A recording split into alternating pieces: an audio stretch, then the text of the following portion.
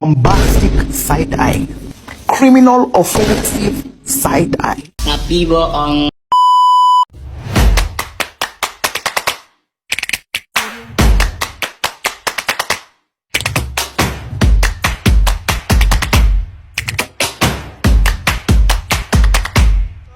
Assalamualaikum warahmatullahi wabarakatuh. Halo Konprima, izin memperkenalkan diri, nama saya Eka Pratiwi Sitanggang dengan NIM 221558 RA4 Manajemen Fakultas Ekonomi dan Bisnis Universitas Primagraha.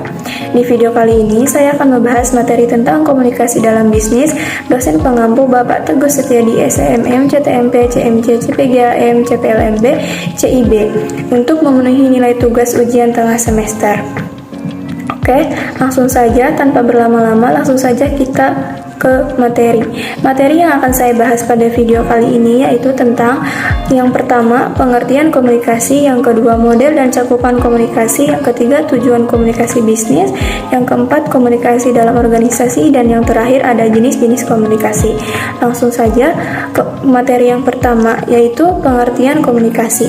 Berdasarkan Kamus Besar Bahasa Indonesia atau KBBI, komunikasi adalah pengiriman dan penerimaan pesan atau berita antara dua orang atau lebih, sehingga pesan yang dimaksud dapat dipahami. Kata komunikasi berasal dari bahasa Latin yaitu communicatus, artinya berbagi atau menjadi memiliki bersama, mengacu pada upaya yang bertujuan untuk mencapai kebersamaan. Adapun komunikasi menurut para ahli yaitu menurut ilmuwan politik Amerika Serikat sekaligus pencetus teori komunikasi Harold Laswell, komunikasi adalah satu proses menjelaskan siapa mengatakan apa dengan saluran apa kepada siapa, atau who say what in which channel to whom and with what effect. Sementara itu, menurut Webster New Collegiate Dictionary, komunikasi adalah suatu proses pertukaran informasi di antara individu melalui sistem lambang-lambang, tanda-tanda, atau tingkah laku. Beberapa ahli lainnya turut berpendapat terkait definisi komunikasi. Bernard Berleson and Gary Steiner, komunikasi transmisi informasi, gagasan, emosi, keterampilan, dan sebagainya dengan menggunakan simbol-simbol atau kata-kata, gambar, figur, grafik, dan sebagainya.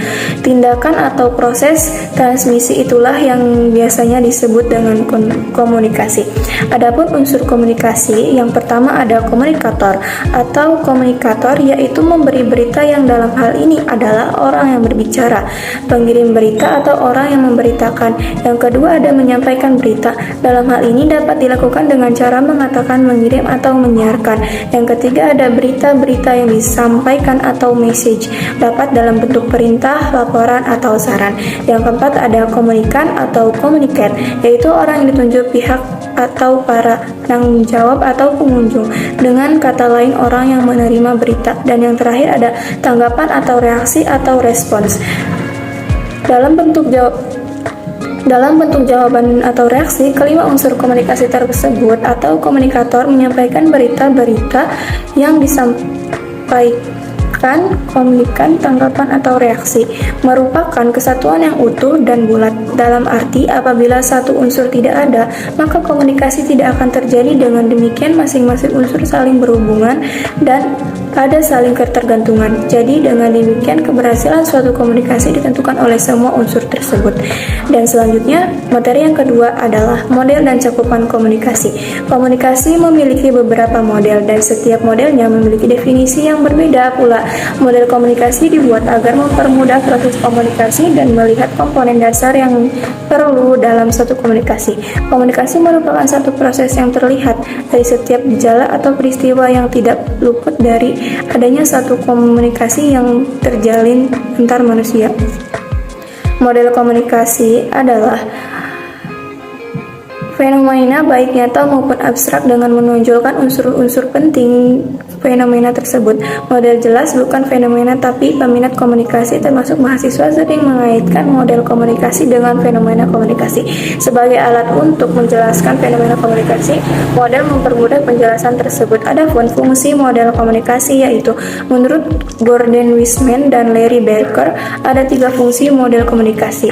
Yang pertama ada menggambarkan metode komunikasi, yang kedua menunjukkan hubungan visual, yang ketiga menunjang dan memperbaiki hambatan dalam komunikasi. Sedangkan menurut Deus menyebutkan ada fungsi model komunikasi. Yang pertama, mengordinasikan dari data yang sama namun belum teramati secara detail. Yang kedua, heuristik sebagai petunjuk fakta atau belum ada.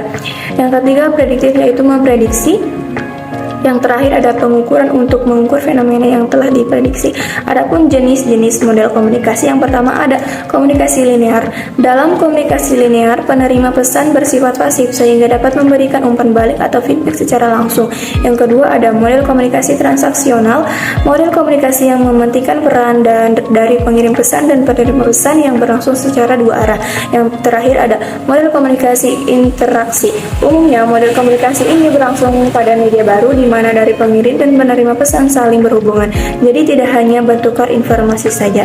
Adapun cakupan komunikasi, menurut Ono Ucana Effendi dalam buku Dimensi Komunikasi menyatakan bahwa ruang lingkup atau cakupan komunikasi ada 10, yaitu yang pertama ada komunikasi, bentuk komunikasi, yang kedua sifat komunikasi, teknik komunikasi, metode komunikasi, fungsi komunikasi, tujuan komunikasi, model komunikasi, bidang komunikasi, sistem komunikasi, dan yang terakhir ada interaksi komunikasi. Materi selanjutnya ada tujuan komunikasi bisnis.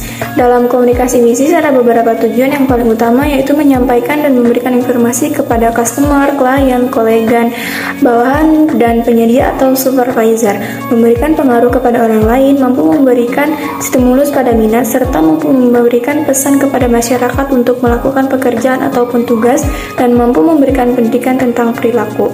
Menurut Alexander Tian dalam buku Komunikasi Bisnis 2011, komunikasi bisnis memiliki 3 tujuan, yaitu yang pertama ada memberikan informasi. Tujuan yang pertama adalah menyampaikan informasi kepada orang lain. Tujuan komunikasi bisnis adalah memberikan informasi yang berkaitan dengan dunia bisnis bagi pihak lain. Yang kedua ada melakukan persuasi. Tujuan komunikasi bisnis adalah memberikan persuasi kepada pihak lain agar sesuatu yang disampaikan dapat dipahami dengan baik. Yang ketiga ada melakukan kolaborasi atau kolaborat. Tujuan komunikasi bisnis adalah melakukan kolaborasi atau kerjasama bisnis dengan pihak lain. Yang keempat ada tujuan umum. Tujuan komunikasi bisnis secara umum adalah mendukung tujuan bisnis agar bisnis menjadi lebih efektif dan efisien, juga membantu memperbaiki pengelolaan bisnis sehingga tujuan perusahaan akan tercapai. Yang kelima ada tujuan khusus. Tujuan khususnya dari komunikasi bisnis yaitu menciptakan interaksi atau hubungan dalam perusahaan, baik hubungan antara perusahaan dengan karyawan, hubungan perusahaan dengan konsumen, dengan pemerintah, atau dengan eksternal lainnya. Dan materi selanjutnya ada komunikasi dalam organisasi. Manusia di dalam kehidupannya harus berkomunikasi, artinya memerlukan orang lain dan membutuhkan kelompok atau masyarakat untuk saling berinteraksi. Hal ini merupakan suatu hakikat bahwa sebagian besar pribadi manusia terbentuk dari hasil integrasi sosial dengan sesama dalam kelompok dan masyarakat. Di dalam kelompok atau organisasi selalu terdapat bentuk kepemimpinan yang merupakan masalah penting untuk kelangsungan hidup kelompok yang terdiri dari pemimpin dan bawahan atau karyawan. Adapun pola komunikasi bisnis, yaitu teori tentang pola komunikasi bisnis mengacu pada kerangka yang digunakan untuk memahami bagaimana komunikasi dalam konteks bisnis berlangsung. Beberapa teori tersebut yang relevan termasuk yang pertama ada teori komunikasi, yang dimana teori ini berfokus pada bagaimana komunikasi dalam organisasi atau perusahaan mempengaruhi efisiensi, produktivitas, dan keberhasilan keseluruhan. Teori ini membantu memahami peran komunikasi di dalam pengambilan keputusan, struktur organisasi, dan budaya perusahaan. Yang kedua ada teori komunikasi persuasif. Teori ini berfokus pada bagaimana pesan-pesan dalam komunikasi bisnis dapat meyakinkan mengoreksi audiens, mencakup aspek-aspek seperti strategi persuasif, etika komunikasi, dan dampak psikologis. Yang ketiga, ada teori pertukaran sosial. Teori ini menggambarkan komunikasi bisnis sebagai pertukaran sosial di mana individu dan organisasi mencari keuntungan dari interaksi mereka. Ini dapat mencakup pertukaran informasi, sumber daya, atau dukungan sosial. Yang keempat ada teori komunikasi interkultural. Teori ini mempertimbangkan dampak perbedaan budaya dalam komunikasi bisnis, termasuk bagaimana norma-norma budaya, bahasa, dan komunikasi nonverbal memengaruhi hubungan bisnis lintas budaya. Yang terakhir ada teori komunikasi mediasi. Dalam era digital dan teknologi, teori ini mengkaji peran teknologi seperti email, telepon siap, dan media sosial. Dalam komunikasi bisnis ini mencakup cara teknologi memengaruhi pola komunikasi, efektivitas, dan interaksi antar individu dan organisasi. Adapun cara mengelola komunikasi bisnis yaitu dengan cara 1. Model komunikasi Shannon-Weber. Teori ini mencakup pengirim pesan, saluran penerima, dan gangguan sebagai elemen-elemen utama dalam proses komunikasi. Mengelola komunikasi bisnis dengan memahami dan mengoptimalkan setiap elemen ini penting. Yang kedua, teori komunikasi organisasi. Teori ini menekankan pentingnya komunikasi dalam organisasi. Manajer harus memastikan aliran informasi yang efisien dan efektif untuk mencapai tujuan perusahaan. Yang ketiga ada teori komunikasi terpadu atau Integrated Marketing Communication (IMC). Teori ini berfokus pada konsistensi pesan dan perusahaan konsisten seluruh platform. Yang keempat ada teori stakeholder, mengelola komunikasi dengan pemangku kepentingan seperti pelanggan, karyawan, pemegang saham, dan masyarakat umum adalah penting. Teori ini menekankan pentingnya memahami dan merespons kebutuhan harapan mereka. Yang terakhir ada komunikasi krisis. Ini berfokus pada bagaimana perusahaan harus mengelola komunikasi selama situasi krisis. Keselamatan, transparansi, dan cepatnya respon adalah kunci dalam menghadapi krisis. Komunikasi antar budaya dalam bisnis global. Memahami perbedaan budaya dalam komunikasi sangat penting. Teori ini menekankan pentingnya kesadaran budaya dan adaptasi pesan. Materi selanjutnya ada jenis-jenis komunikasi. Yang pertama ada komunikasi verbal. Komunikasi verbal merupakan komunikasi yang digunakan dengan menggunakan simbol-simbol verbal serta menggunakan kata dari satu maupun lebih bahasa. Komunikasi verbal tidak hanya berupa lisan saja, namun meliputi pula komunikasi lisan serta komunikasi tertulis. Yang kedua ada komunikasi nonverbal. Komunikasi nonverbal ialah komunikasi yang dilakukan dengan cara menggunakan pesan nonverbal untuk menyampaikan suatu informasi. Cara melakukan komunikasi nonverbal adalah tanpa menggunakan kata atau mengeluarkan kalimat dari mulut, tapi dengan cara melakukan satu tindakan untuk menyampaikan suatu informasi. Berikut beberapa contoh dari komunikasi nonverbal, yaitu dengan menggunakan ekspresi wajah, gestur tubuh, dan penampilan. Yang ketiga ada komunikasi formal. Komunikasi formal merupakan komunikasi yang terjadi di antara organisasi maupun perusahaan dengan tata cara yang diatur sebelumnya sesuai dengan struktur organisasi. Contohnya adalah ketika seminar, pembicara umumnya akan menggunakan bahasa baku yang mudah dimengerti serta berada dalam ruang lingkup atau tata letak yang formal pula, seperti penataan tempat duduk, penataan pembicara, dan lainnya. Yang selanjutnya ada komunikasi informal. Berbeda dengan komunikasi formal, komunikasi informal terjadi ketika ada seseorang atau lebih dalam organisasi maupun satu perusahaan tidak ditentukan sebelumnya dalam suatu struktur organisasi maupun tidak mendapatkan kesaksian resmi, contohnya seperti desas-desus, gosip, maupun kabar buruk. Yang selanjutnya, komunikasi nonformal. Komunikasi nonformal adalah ketika komunikasi terjadi di antara komunikasi yang memiliki sifat formal serta informal. Contohnya adalah ulang tahun perusahaan, ulang tahun organisasi, dan lain sebagainya. Selanjutnya, komunikasi langsung. Jenis komunikasi selanjutnya adalah komunikasi langsung yang dapat diartikan sebagai satu proses komunikasi dilakukan secara langsung tanpa adanya bantuan dari perantara atau pihak ketiga maupun media komunikasi yang ada serta tidak dibatasi oleh jarak. Contohnya, ketika seorang bertemu di suatu tempat dan melakukan komunikasi. Komunikasi langsung memiliki beberapa keunggulan karena dengan bertemu langsung maka lawan bicara dapat melihat ekspresi maupun nada bicara lawan bicaranya yang dapat mengurangi risiko salah paham atau ambigu. Selanjutnya, komunikasi tidak langsung. Komunikasi tidak langsung adalah kebalikan dari komunikasi langsung, yaitu proses komunikasi dilaksanakan dengan adanya bantuan dari pihak ketiga maupun alat sebagai media komunikasi. Contohnya adalah komunikasi dengan menggunakan telepon seluler, melalui platform media sosial maupun platform untuk chat lainnya. Selanjutnya, komunikasi berdasarkan maksudnya. Jenis komunikasi berdasarkan maksudnya dapat dibedakan menjadi 4, yaitu pidato, memberi ceramah, wawancara, serta memberikan perintah atau tugas. dari keempat bentuk jenis komunikasi berdasarkan maksudnya tersebut, maka dapat diketahui bahwa inisiatif dari komunikator menjadi penentu. Begitu pula dengan kemampuan dari komunikator yang memegang peran ketika proses komunikasi dapat berjalan sukses atau tidak.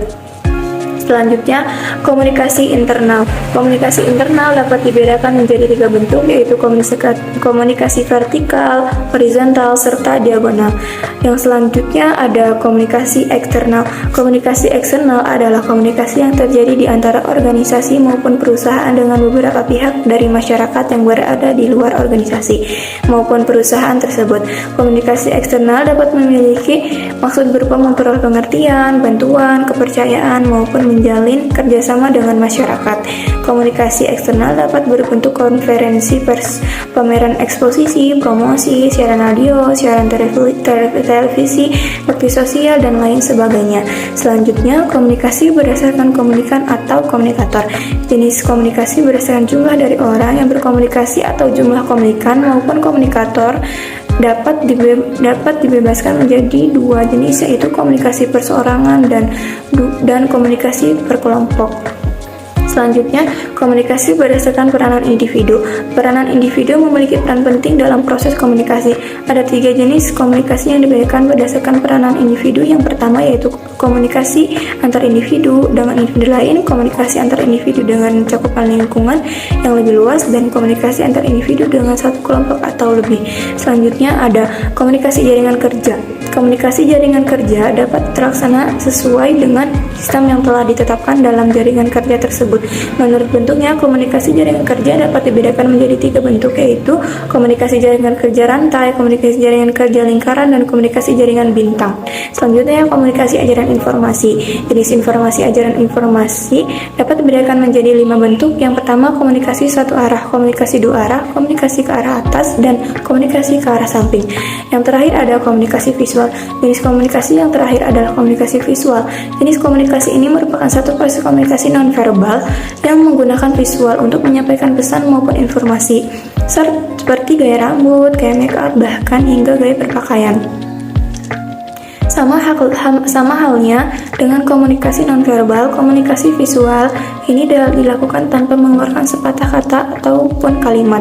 Namun bedanya komunikasi visual dilakukan tanpa gestur atau ekspresi wajah yang umum digunakan dalam komunikasi nonverbal. Adapun kesimpulan tentang materi ini yaitu komunikasi dalam bisnis sangat krusial. Untuk keberhasilan efektivitas komunikasi dapat meningkatkan kolaborasi, menghindari kesalahpahaman, dan membangun hubungan yang kuat antara tim dan pelanggan. Kesimpulan, komunikasi yang baik adalah fondasi utama kesuksesan bisnis. Terima kasih. Wassalamualaikum warahmatullahi wabarakatuh.